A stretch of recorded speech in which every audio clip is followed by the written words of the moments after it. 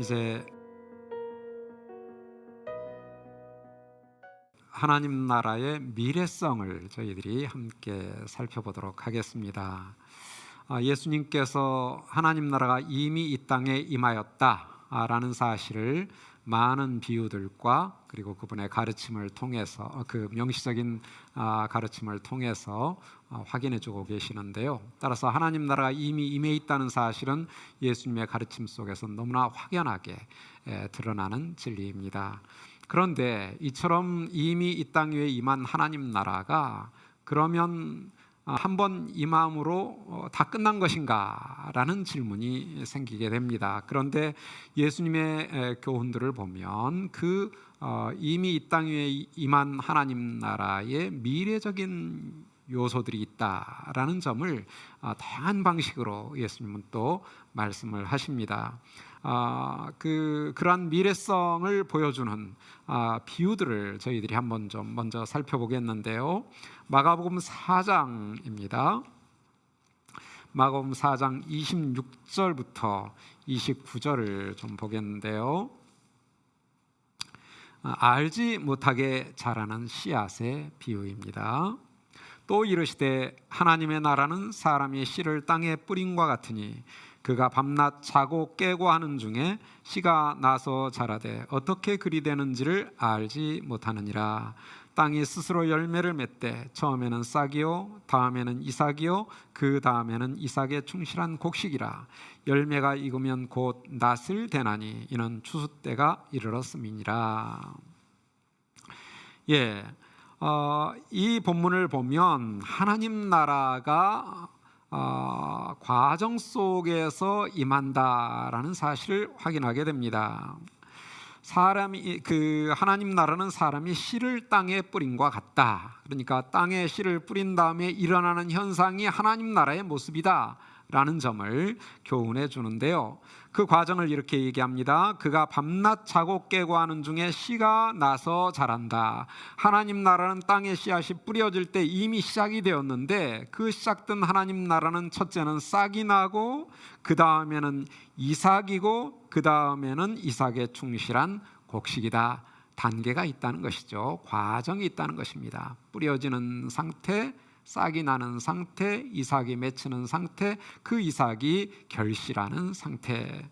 요즘에 여러분들 논에 좀 나가보시면 지금 이 강의라는 시기가 10월입니다. 10월 오늘이 8일인데 밖에 나가보면 그 벼 이삭들이 이제 고개를 숙이고 있는 모습을 볼 수 있습니다. 한 2주 전에만 해도 제가 산책을 하면서 보니까 제가 시골에 사는데 산책을 하면서 보니까 벼가 아직까지는 꼿꼿이 서 있더라고요. 근데 이제는 다 고개를 숙이고 있습니다. 이게 결실이죠. 이삭이 필 때가 있는가 하면 그 이삭이 결실하여 고개를 숙일 때가 있는데 이 과정이 있다는 것입니다. 하나님 나라도 그러면 열매가 익으면 곧 낫을 대나니 이는 추수 때가 이르렀음이니라. 이렇게 보면 하나님 나라는 씨앗을 심을 때부터 시작해서 추수의 때까지 자라나는 과정이 있다는 것을 확인할 수 있는 것이죠. 그래서 제가 하나님 나라의 현재성, 이미 우리는 현재성을 얘기했죠. 근데 그 현재성이 현재적인 것만이 아니라 미래적인 요소를 가지고 있다는 사실을 이 비유를 통해서 우리가 이렇게 정리해 볼 수 있겠습니다. 예수님의 메시아 사역과 더불어서 하나님 나라는 이미 성취되었습니다. 그러나 그 성취된 하나님 나라는 당장 완성되는 것이 아니라 완성의 때를 내다봅니다. 추수의 때죠. 그 추수의 때는 언젠가 예수님의 재림의 때입니다. 그래서 이 재림의 때는 완성의 때라고 할 수 있겠습니다. 그래서 하나님 나라는 예수님의 사역과 더불어 이미 성취되었고 그분의 재림 때까지는 아직 완성되지는 않은 상태. 이게 하나님 나라의 모습이다. 그러면 이미와 아직의 긴장 관계가 있다는 점을 우리가 인식하는 게 필요하고요. 하나님 나라는 이미만 있는 게 아니고 아직만 있는 게 아니라 이미와 아직의 긴장 관계 속에 있다. 그런데 이 관계는 따로따로 떨어져 있는 관계가 아닙니다. 하나님, 이미 성취된 하나님 나라 하나 있고 아직 완성되지 않은 완성될 하나님 나라가 또 하나 있는 것이 아니라, 이 비유를 보면 하나의 씨앗이 결실까지 하나로 이어지고 있습니다. 어느 중간에 딱 잘라가지고 여기는 과거, 여기는 미래 이렇게 얘기할 수 없고, 딱 잘라서 여기는 현재, 여기는 미래 이렇게 할 수 없는 것이에요. 현재적인 게 곧 미래적인 것이고, 미래적인 게 곧 현재의 연속선상에서 완성되는 것이죠. 그래서 이 둘은 떨어져 있는 객체들이 아니라 하나의 연결된 실체다. 하나의 실체다라는 점. 그래서 하나님 나라를 현재적인 하나님 나라와 미래적인 하나님 나라로 둘로 나누려고 하는 시도는 굉장히 위험한 시도예요. 하나의 하나님 나라입니다. 근데 그 하나의 하나님 나라가 이미의 측면이 있고 아직의 측면이 있다라는 사실을 우리가 확인할 수 있죠. 그러면 이 이미와 아직의 둘 사이에 연결된 하나의 실체는 어떤 과정을 통해서 이미와 아직으로 전개되어 가는가? 그것을 이 비유는 성장이라고 하는 그러한 과정을 통해서 보여주고 있습니다. 그래서 하나님 나라란 성장한다라는 게 굉장히 중요합니다. 하나님 나라는 완제품으로 기계에서 찍혀가지고 나오는 게 아니에요. 저희는 이제 그 기계화 사회가 되다 보니까 백화점이나 뭐 시장이나 마트나 가면 다 완제품들을 팔잖아요. 하나 사면 그걸로 그냥 완제품이 주어져 있는 거예요. 거기다 내가 뭔가를 막 이렇게 더해서 그게 좀 더 잘하거나 더 커지거나 더 좋아지거나 이런 게 아니에요. 하나의 완제품으로 나오죠. 하나님 나라는 그런 게 아닙니다. 오히려 예수님은 하나님 나라란 씨앗을 심어서 그것이 결실할 때까지의 과정, 성장의 모습으로 하나님 나라는 이해될 수 있다. 그런데 이 본문을 보면, 이 비유를 보면 이 성장의 과정이 화면에 보면 보일락 말락하게 제가 하나 써놓은 게 있습니다. 뭐죠? 은밀하게 성장한다. 이 성장의 과정은 은밀하다는 것이에요. 그래서 이 비유를 보면 밤낮 자고 깨고 하는 중에 씨가 나서 자라되 어떻게 그리 되는지를 알지 못한다라고 했습니다. 눈으로 관찰해가지고 보이지 않는다는 거예요. 여러분 혹시 뭐 이 씨앗은 어떤 씨앗이든지 가능한데요. 집에 텃밭에다가 상추 심어본 경험이 있으신가요? 요즘에는 다 모종을 갖다가 심기 때문에 그런 경험을 별로 하기가 어려운데요. 제가 어렸을 때만 해도 이 씨앗을 심었습니다. 텃밭에. 저는 상추를 어렸을 때부터 지금까지 좋아하는데요. 그러면 이제 상추 씨앗을 집에서 그 텃밭에 이제 저희 아버님이 이렇게 심으신 걸 보면 저게 이제 빨리 자라나야 내가 상추를 먹을 텐데 이런 기대감이 있죠.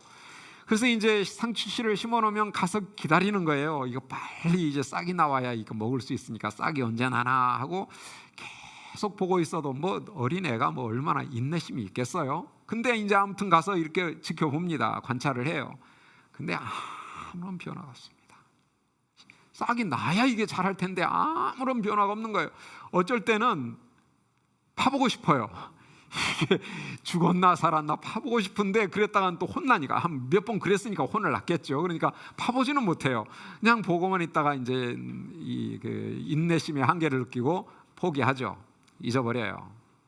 근데 이제 어느 날 학교를 갔다 돌아오는데 보슬비가 살짝 내린다든지 하면 온 텃밭이 아주 그냥 그 연두색 있잖아요. 연두색으로 쫙 덮여 있는 것을 볼 수 있어요. 싹이 나기 시작하는 거죠. 와, 그거 정말 신기하고 아름다워요. 그러면 이제 그때부터 또 지켜보기 시작합니다. 이게 빨리 이제 싹이 났으니 빨리 자라야지 하고 가서 지켜보는데 아무리 지켜봐도 꼼짝도 안 합니다. 정말 요지부동이에요. 그러면 이거 싹은 났는데 왜 안 자라지? 또 실망하죠. 그리고 이제 또 잊어버리고 이제 막 한참 이제 며칠이 지나죠. 그러면 밥상에 소금 상추가 나옵니다. 이제 이렇게 잘 또 솎아줘야 또 잘 자라니까. 조그만 이파리들이만 딱 올라와요. 그럼 어느새 이렇게 상추가 자랐지? 하고 그때 또 가서 봅니다. 이게 이제 그럼 어떻게 빨리 자라나 보자. 근데 역시 또 보면 아무런 변화가 없어요. 그래서 그때 이제 이런 생각을 해봅니다. 이 상추는 내가 볼 때는 안 자라고 안 볼 때만 자라는구나, 이렇게 생각을 하죠. 왜냐하면 아무리 봐도 안 자라는데 보면 자라나 있으니까. 근데 사실 이 상치라는 게 볼 때나 안 볼 때나 자라기는 마찬가지예요. 단지 우리 눈에 보이지 않는다는 게 문제죠. 알지 못하게 자라는 씨앗이에요. 식물은 자라날 때 눈에 보이지 않습니다. 근데 보이지 않는다 해서 성장을 멈춘 것은 아니다. 우리가 보고 있는데 보이지 않을 때도 계속 자라나고 있다. 이건 신뢰예요. 신념. 눈에 보이는 것만 믿으려고 하면 믿을 수가 없어요. 그럼 이제 제가 어렸을 때처럼 볼 때는 가만히 있고 안 볼 때만 자란다, 이렇게 착각을 하게 되죠. 근데 사실 이 식물은 볼 때나 안 볼 때나 꾸준히 자라고 있습니다. 단지 보이질 않아요. 하나님 나라가 그와 같다는 것이에요. 하나님 나라는 땅에 씨앗이 뿌려지듯이 팔레스타인 안에 예수님께서 하나님 나라의 복음을 선포하기 시작할 때 이미 이 땅에 뿌려졌습니다. 그 하나님 나라는 그때부터 자라나기 시작합니다. 지금도 자라고 있습니다. 곳곳에 하나님의 나라가 심겨지면 그곳에서 하나님 나라는 또 자라납니다. 자라고 심겨지기만 하면 자라도록 되어 있는 게 이 하나님 나라의 특징입니다. 문제는 자라는데 보이지 않는다는 게 문제예요. 여러분, 하나님 나라의 사역을 전문적으로 목회를 하시거나 선교사님으로 사역하시거나 하면서도 이제 하나님 나라 사역을 하실 수 있지만, 실은 하나님 나라의 사역은 모든 우리의 삶의 현장이 하나님 나라의 사역의 현장입니다. 자, 하나님 나라의 씨앗을 뿌렸는데 싹도 나지 아니하고, 싹이 나는데 자라는 걸 보기가 어렵고, 자라긴 하는데 결실을 보지 못할 때 우리의 마음이 얼마나 안타깝습니까? 빨리 좀 쭉 자라가지고 확 결실이 일어나야 뭔가 힘도 나고, 그래서 우리는 으쌰으쌰 하잖아요. 뭔가 그냥 확 눈에 보이는 결과를 막 보고 싶기 때문에. 근데 아무리 으쌰으쌰 해봐야 하나님 나라는 그렇게 으쌰으쌰한 대로 자라지를 않아요. 가만히 정체되어 있는 것 같습니다. 그럴 때 사람들은 실망하기 쉽죠. 이거 죽은 거 아니야? 여기는 하나님의 나라가 없는 거 아니야? 이런 실망감이 들 정도로 하나님 나라는 알지 못하게 자랍니다. 근데 이 비유를 통해서 우리가 확인해야 될 것은 뭐냐? 그럴지라도 하나님 나라는 꾸준히 자라고 있다는 신뢰예요. 눈에 보여서 믿는 것이 아니라 이 원리를 믿는 거예요. 하나님의 말씀 안에 있는 이 원리는 변함이 없다. 시대와 장소, 사람에 상관없이 언제 어디서나 누구에 의해서든지 하나님 나라는 이렇게 알지 못하게 자라난다. 그래서 뻥튀기 목회를 하면 안 됩니다. 순간에 펑 터져가지고 결과가 보이는, 그건 인간적인 방법으로 그럴 수 있을지는 모르지만 하나님 나라의 비밀은 그런 진리가 없습니다. 하나님 나라는 아무리 해도 변화가 별로 없어 보이는, 결과도 눈에 보이지 않는, 잡히지 않는 듯한데, 그러나 오랜 세월을 지나고 보면 하나님 나라가 이렇게 자라는구나 하는 것을 나중에 가서 확인하게 되는 거예요. 당장 눈앞에서 확인할 수는 없어요. 그러나 상추의 씨앗이 싹이 텄을 때 확인하게 되고, 그 다음에 이렇게 소금으로 올라왔을 때 또 확인하게 되고, 나중에 확 자랐을 때 확인하게 되는 거야. 결국은 자라는구나. 하나님 나라에 대해서는 우리가 그런 인내심을 가지고 신뢰를 가지고 꾸준히 하나님 나라의 사역을 하는 것이다 라는 원리를 이 비유는 보여줍니다. 아무튼 하나님 나라는 이미 예수 그리스도의 메시아 사역과 더불어 이 땅에 성취되었습니다.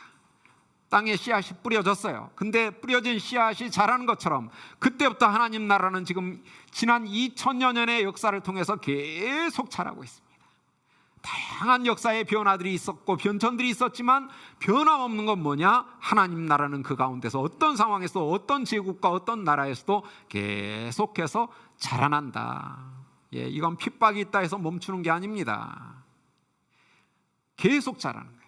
그리고 지금까지 자라나고 있고, 이게 언제 추수의 때를 맞이할지는 우리는 몰라요. 그러나 예수님께서 그날 오시면, 그건 좀 이따가 우리가 좀 확인할 부분인데요, 그러면 이제 하나님 나라는 완성된다. 그때까지는 자라난다라는 원리를, 그래서 미래적인 측면이 있다는 사실을 이 비유는 우리에게 보여주고 있습니다. 자, 이제 그 밀과 가라지 비유도 있는데요. 13장 24 마태복음 13장 24절부터 한번 좀 보겠습니다. 네, 예수께서 그들 앞에 또 비유를 들어 이르시되 천국은 좋은 씨를 제 밭에 뿌린 사람과 같으니 사람들이 잘 때 그 원수가 와서 곡식 가운데 가라지를 덧뿌리고 갔더니 싹이 나고 결실할 때 가라지도 보이거늘 집 주인의 종들이 와서 말하되 주여 밭에 좋은 씨를 뿌리지 아니하였나이까 그런데 가라지가 어디에서 생겼나이까 주인이 이르되 원수가 이렇게 하였구나 종들이 말하되 그러면 우리가 가서 이것을 뽑기를 원하시나이까 주인이 이르되 가만두라 가라지를 뽑다가 곡식까지 뽑을까 염려하노라 둘 다 추수 때까지 함께 자라게 두라 추수 때 내가 추수꾼들에게 말하기를 가라지는 먼저 거두어 불사르게 단으로 묶고 곡식은 모아 곡간에 넣으리라 천국은 이와 같으니 하나님 나라는 이와 같다라고 하고 있습니다. 예, 하나님 나라의 모습이에요. 하나님 나라의 비유이죠. 근데 이 하나님 나라의 비유가 다시 성장의 모습으로 비유되고 있습니다. 그러니까 하나님 나라가 자라난다는 원리는 비유들 가운데 여러 비유들에서 확인이 되고 있어요. 이제 마태복음 13장에 보면 자라남의 비유가 3개가 연속해서 나옵니다. 가라지 비유, 그 다음에 겨자씨 비유, 그 다음에 누룩 비유, 모두가 자라나는 것이고 확장되어 퍼져나가는 그러한 원리를 보여주고 있는데요. 자, 그런데 이 비유에서는 현재적인 하나님 나라의 특징을 보여줍니다. 현재적인 하나님 나라의 특징 무엇인가? 알곡과 더불어 가라지가 함께 자라는 상황이 현재의 상황이다 라는 원리예요. 자, 여기서 가라지와 알곡이 함께 밀이 함께 자라는 밭은 어디일까요? 적지 않은 분들은 이 비유가 교회 안에 참신자와 거짓 신자가 현재는 같이 섞여 있지만 예수님 재림 때 구분된다 이렇게 이해하기도 하십니다만은 해설에 보면 38절에 밭은 뭐라 했습니까? 교회가 아니라 세상입니다. 세상에 지금 현 세상 가운데 하나님 나라의 백성과 악의 세력들이 함께 자라나는 그러한 현재적 상황이 있다는 것을 보여주고 있는 것이죠. 예, 실은 하나님 나라 하면 한순간에 악인들은 다 멸망당하고 의인들만 모여가지고 하나님 나라가 이룩되는 그런 나라를 우리는 기대하고 싶은데 현재적 하나님 나라는 그런 게 아니라는 거예요. 지금 하나님 나라가 임해 있어요. 현재적 하나님 나라예요. 그런데도 악의 세력은 여전히 유지하고 있다는 거예요. 아까 예수님의 그 말씀 중에 두 비유가 긴장을 이룬다고 했죠. 성령의 힘을 빌어 귀신을 쫓아내는 것이면 하나님의 나라가 이미 너희에게 임하였다 할 때 앞에 비유는 하나님 나라가 여전히 서 있다. 뒤에 비유는 사탄의 나라가 여전히 서 있다. 뒤에 비유는 사탄은 이미 결박당했다. 두 개가 좀 긴장이 된다라고 했죠. 바로 이 가라지 비유의 모습이 그러합니다. 하나님 나라가 이미 임해서 사탄은 결박을 당해 있습니다. 그럼에도 불구하고 악의 세력들은 여전히 자신들의 세력을 유지해 나가고 있는 혼재되어 있는 같이 섞여 있는 이러한 상태. 근데 이 비유는 사람이 마음이 그렇습니다. 악의 세력이 자꾸 하나면 그냥 제거해 버리고 싶은 마음이 들어요. 당장 깨끗하게 악은 치워버리고 의의 세계를 지금 당장 이루고 싶습니다. 이 세상 가운데 모든 악이 제거되기를 기대합니다. 그래서 우리가 막 어떻게 하고 싶어요. 그런데 주인은 뭐라고 합니까? 기다려라. 악을 그냥 인내하며 지켜봐라. 왜 그럴까요? 사람이 악을 제거한다고 나섰을 때 문제가 뭐냐? 악만 제거하는 게 아니라 의의 백성들도 다치기 때문이다. 가라지를 뽑다 보면 반드시 밀도 함께 뽑히게 돼 있어요. 가라지와 밀은 처음에 싹으로 자랄 때는 구분이 안 됩니다. 언제 구분이 되느냐? 이삭이 피면 구분이 되는 거예요. 마치 피와 벼처럼. 근데 그때 뽑으려고 하면 가라지의 특성은 이 뿌리가 밀의 뿌리들을 다 감아요. 그러니까 가라지를 조심히 뽑아도 밀도 함께 쭉 빠져나오게 돼 있단 말이죠. 그러니 악만 제거한다는 것은 인간에게는 불가능하다. 그러니까 기다리는 수밖에 없어요. 기다려야 돼요. 왜요? 악을 염려해서가 아닙니다. 의의 백성이 하나라도 손해를 입을까 봐서. 의의 백성 다치는 건 원하지 않으세요. 의의 백성 하나라도 버려지는 것이 아버지의 뜻이 아니다. 그래서 그대로 인내하라. 그래서 현재적 특징은 뭐냐면 의의 백성과 악의 세력이 함께 공존하는 특징입니다. 그거를 견디지 못하면 안 된다는 거예요. 견뎌내야 된다는 것이에요. 그런 사이에 의의 백성들은 많은 고난을 당합니다. 불편함이 있습니다. 속상함이 있습니다. 그러더라도 인내하라. 그런데 그게 영원히 지속되는 것은 아니라는 것이죠. 미래 완성의 때가 있다. 그 완성의 때는 언제냐? 여기서도 역시 추수의 때입니다. 추수의 때는 완성의 때다. 그때는 현재와는 전혀 다른 모습이 펼쳐집니다. 지금은 섞여 있는 상태라면, 현재적인 특징은 섞여 있는 상태라면 미래 완성의 때는 분리의 시대입니다. 둘이 완전히 분리가 됩니다. 그래서 39절부터 보면 가라지를 뿌린 원수는 마귀요 추수 때는 세상 끝이라 했어요. 추수와 계속 이제 비유로 나오는데 그 추수는 세상 끝을 상징한다. 그 끝에 가면 가라지를 거두어 불사르는 것 같이 세상 끝에도 그러하리라. 인자가 그 천사들을 보내리니 그들이 그 나라에서 모든 넘어지게 하는 것과 또 불법을 행하는 자들을 거두어내어 풀무불에 던져 넣으리라. 가라지를 먼저 묶어서 풀무불의 심판에 던져 넣었습니다. 거기서 울며 이를 갈게 되리라. 그러면 의의 백성들은 어떤가? 43절 그때의 의인들은 자기 아버지의 나라에서 해와 같이 빛날 것이다. 악인과 의인이 명확하게 구별되는 때, 그게 미래 완성의 때입니다. 이렇게 보면 현재와 미래는 분명하게 대조됩니다. 성장이라는 연결점이 있지만 현재적 하나님 나라와 미래적 하나님 나라는 분명하게 구분이 돼요. 특징이 달라요. 섞여 있는 상태와 분리되어 있는 상태, 이란 두 가지의 특징을 우리는 염두에 두고 현재 우리가 직면하고 있는 상황을 어떻게 대면하고 어떻게 인내할 것인가를 보여주는 그러한 원리가 이 가라지 비유에, 밀과 가라지 비유에 있습니다. 이것도 역시 현재적인 하나님 나라와 미래적인 하나님 나라가 성장으로 하나로 연결된다라는 원리를 보여주고 있습니다.